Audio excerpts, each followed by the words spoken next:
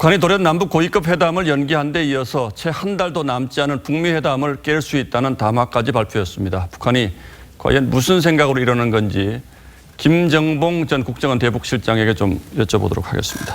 자, 김 실장 어서 오십시오. 예. 안녕하세요. 자, 우리 정부가 너무 넉넉히 있었던 건가요? 이럴 수 있었을 거라고 예상하진 않았을까요?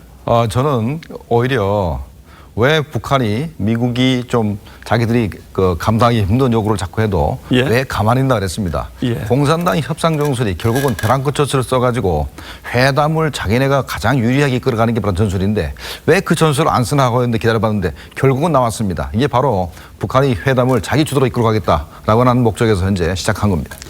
자, 한미훈련 물론 문제 삼긴 했습니다만 사실 뭐 우리 정부에 대해서 북한이 지금 큰 불만이 있을 건 없어 보이는데 결국은 미국을 향한 메시지라고 봐야 할까요? 어떻습니까? 일단은 뭐 미국 메시지가 강합니다만은 우리 정부에 대한 얘기도 있습니다. 일단 맥스 선더는 그 방어적 훈련이지 않습니까? 예. 그런데 원래 시작한 지 벌써 11일에 시작했으니까 그러게요. 벌써 한 지가 6일이나 연습을 했습니다. 근데 이제 와서 왜 했냐 하는 부분인데 앞으로 미북한 그 정상회담 때 아마도 이제 한미 연합훈련을 이제 문제에 삼기 시작할 것이고 만약에 미국 북한이 그 비핵화에 합의한다 하더라도 앞으로 비핵화 실행 과정에서 검증 과정에서 우리가 연합훈련을 하면은 비핵화를 무한정 지연시킬 가능성도 있습니다. 이걸 목표로 해서. 그다음에 또 하나는 태영호 공사가 예. 다른 건 다 좋은데 김정일부터 해서 김정일, 김정은 두 최고 존엄이죠. 최고 지도자에 대해서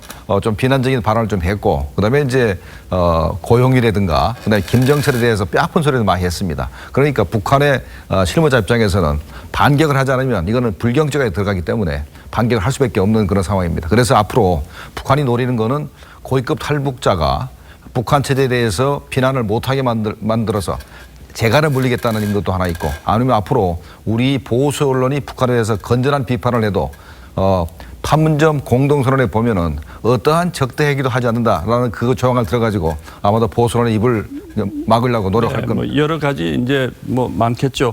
자, 그런데 북한 내부 문제 이를테면 뭐 군부가 반발을 한다든지 또는 주민들이 왜 갑자기 우리가 핵을 포기해야 하느냐라고 또 얘기한다든지 이런 부분들이 있을 수 있지 않겠습니까? 어떻습니까? 맞습니다. 바로 그 부분이 바로 북한이 1월 1일까지만 해도 예. 김정은 신년사에 보면은 우리가 허리띠를 졸라매고 천신만고 끝에 이제 무장력을 완성했기 때문에 그렇죠. 이제 예. 어느 나라도 우리를 침범할 수 없다고 큰소리 쳤는데 갑자기 4월 27일 날 남북 정상회담에서 완전한 비핵화라는 표현이 들어간 문장을 합의를 했고 그것이 북한 노동신문에 그대로 실렸습니다. 그러면 그동안에 수십 년 동안에 몇백만 명이 굶어 죽으면서 만든 게 핵무기인데 이제 와서 그걸 포기하면 어떻게 되느냐 하는 군부와 주민들의 반발이 있습니다. 그래서 이 부분에 있어서 북한이 이제 나름대로 몽리도 부리면서 내부적으로 교육을 할 겁니다. 우리가 완전한 비핵화하는 것이 아니고 언제라도 핵을 보유할 수 있고 하는 그 가능성이 있기 때문에 그 걱정하지 말라. 교육을 할 가능성이 있습니다. 자, 중국도 이제 굉장히 중요한 변수인데요. 중국에게는 어떤 메시지가 있다고 보시는지? 이번에 중국은 항상 쌍중단을 얘기해 왔습니다. 북한이 도발을 중지하면 한미연합훈련을 중지해야 되는데 현재 우리가 한미연합훈련을 하니까 중국에 이렇게 맥스 선더를 이제 비난하게 되면은 중국 입장을 두둔하는 것이 되는 것이고 네. 또 이제 주한미군 철수 문제를 걸고 들어와야 중국이 좋아합니다. 이제 이런 문제 때문에 중국 눈치를 보긴 했으나 이번 같은 경우에 미북 정상회담을 파탄시킬 것 같은 말을 표현을 했지 않습니까? 예. 그런데 중국도 미북 정상회담이 이루어져서 합의가 이루어져야만 북한을 지원한다 했기 때문에 북한이 이렇게 미북 정상회담을 파탄시키는 걸 원치 않습니다. 자, 결론적으로 그럼 단답형으로 여쭤보겠습니다. 미북 회담이 최악의 경우에 깨질 수도 있다고 보시는지?